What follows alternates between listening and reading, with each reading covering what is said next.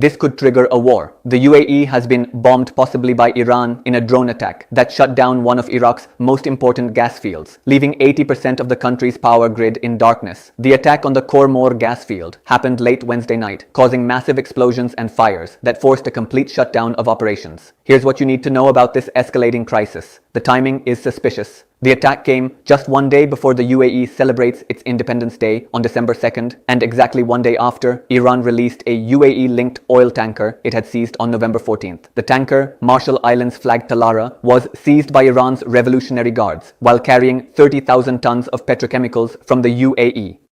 But this isn't the first time. The same gas field was attacked in 2024, killing 4 workers. Now, no casualties have been reported this time, but the damage is catastrophic. The Khor Mor field is operated by UAE-based Dana Gas and provides 3,000 megawatts of power to northern Iraq. Local officials blame Iran-backed militias for the strike. The US is already involved. President Trump's special envoy to Iraq, Mark Savaya, said armed groups operating illegally and driven by hostile foreign agendas were behind the assault, promising they would be tracked, confronted, and held accountable. He urged Iraq to swiftly identify and prosecute those responsible. Kurdish authorities have accused Iran-backed groups of targeting energy infrastructure to pressure the Kurdistan regional government and undermine US-linked projects. The attack completely halted gas supplies to electricity stations, leaving Erbil and Sulaymaniyah provinces without power. Meanwhile, Iran and the UAE have long-standing territorial disputes over islands in the Persian Gulf, and this attack could be Tehran's way of sending a message to Abu Dhabi. The question is, will the UAE retaliate directly against Iran, or will they let the US handle it? Could this spark a regional war at the worst possible time?